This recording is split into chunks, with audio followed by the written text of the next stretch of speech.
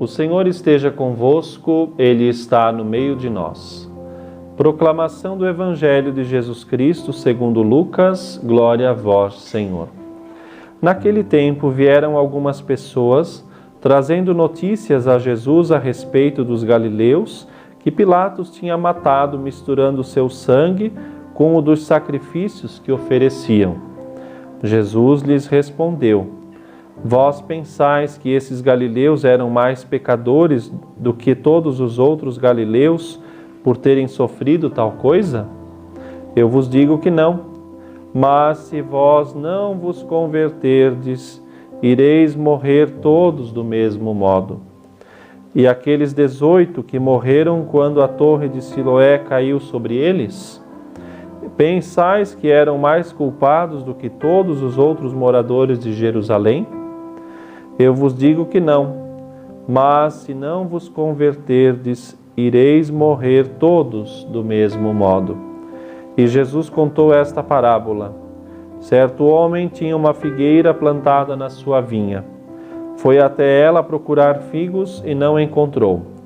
Então disse ao vinhateiro: Já faz 3 anos que venho procurando figos nesta figueira e nada encontro.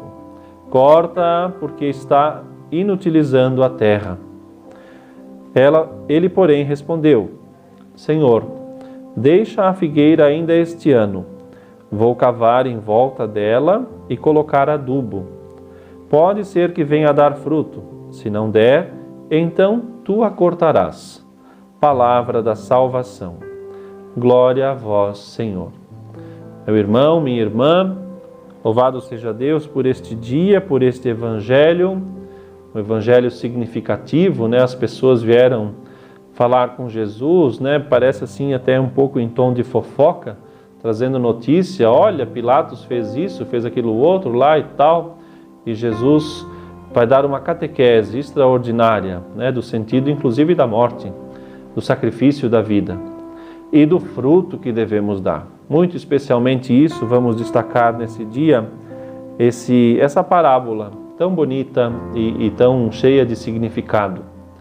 Nós somos essa figueira. Aliás, Israel, aqui melhor falando, era a figueira de Deus, que Deus queria colher frutos, mas que infelizmente não correspondia às graças que Deus dava e não estava frutificando, né? Nessa semana, quem tem acompanhado o Evangelho todos os dias, Deus tem insistido no fruto, na graça, na correspondência, e nós muitas vezes teimosamente, de modo assim, até por vaidade, por comodismo, por preguiça, não sei, mas de modo que não estamos correspondendo à graça, né? Poderíamos produzir tantos frutos, afinal de contas estamos enxertados em Cristo, temos a sua seiva, que é a sua graça. Como é que não vai dar fruto? Como é que não está produzindo? Como é que não está correspondendo ao que Deus deu? E então, o dono dessa plantação aqui, o dono da figueira, vai pedir ao seu escravo, ao seu servo: olha, vai, arranca, porque isso aí não vai dar em nada. E a bondade daquele serviçal em dizer: não, vamos, quem sabe, dar mais uma melhorada, uma podada, uma adubada, e aí então acho que vamos colher frutos. Mostra a paciência de Deus. Você já parou para pensar como Deus é paciente com você? Quantos erros, né? Tentamos acertar e erramos, outras vezes erramos de plena consciência, e estamos aqui. Como Deus é realmente paciente, bondoso e misericordioso, essa é a estampa do seu amor, a paciência. Agora também é preciso reconhecer que chegará um momento em que a paciência também se esgota.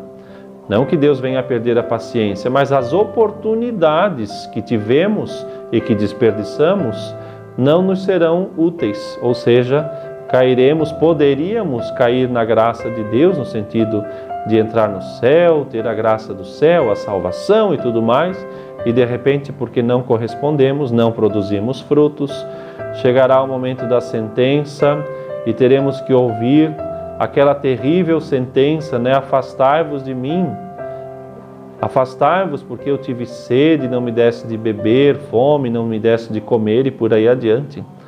Nós temos que entender que a paciência de Deus para conosco é uma paciência que exige também um esforço da nossa parte, daquilo que compete a nós.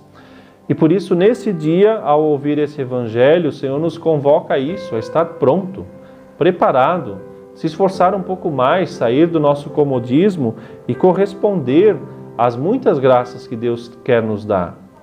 Olhamos para o Evangelho é repleto de pessoas que corresponderam. A samaritana, né? Aquela pecadora, Jesus ali com paciência, todo aquele discurso, uma mulher que foi tocada pela bondade de Deus. Zaqueu, um homem que vivia longe de Deus e que com a paciência, com o trabalho, foi e mudou a sua vida. A paciência daquele pastor que foi procurar a ovelha perdida, a paciência daquele pai no Evangelho também de Lucas, que ficou aguardando anos pela volta do filho pródigo, ou seja, Deus é paciente. A eternidade de Deus é a prova mais concreta disso. Nós é que não podemos mais perder tempo. Por quê? Porque longe de Deus estamos perdendo tempo, estamos perdendo a oportunidade da sua graça, da sua bênção, ou seja, precisamos realmente nos empenhar mais, buscar mais, dar frutos. Frutos de quê? De santidade, de amor, de piedade, de empenho apostólico, enfim, temos que frutificar porque estamos plantados no amor de Deus, na graça de Deus. A sua graça santificante, como que seiva em nossa alma, nos faz então realmente dar frutos. E junto disso também uma outra atitude, paciência na missão. Às vezes o Senhor nos coloca em ambientes que são realmente exigentes e temos que, pouco a pouco, de modo assim homeopático, ir ajudando na instrução das pessoas, na conversão, no anúncio do Evangelho. Do mesmo modo como Deus é paciente conosco, devemos também nos exercitar numa grande paciência para com todos. As minhas obras precisam corresponder às graças que Deus me deu. E é por isso que também tenhamos assim paciência com o erro do outro, com o processo do outro, né? Aproveitemos bem o tempo, não percamos a oportunidade. Se de repente alguém que caminha conosco, trabalha conosco, convive conosco, ainda não chegou a essa consciência, vamos com paciência, com zelo, com carinho, tentar ajudar, instruir e assim então caminhar, que possamos então dar esse passo tão bonito, tão fecundo, e reconhecer o Senhor tem usado de paciência para conosco, nós queremos também pacientemente continuar a caminhar com Ele. O Senhor esteja convosco, Ele está no meio de nós. Abençoe-vos Deus Todo-Poderoso, Pai, Filho e Espírito Santo. Amém.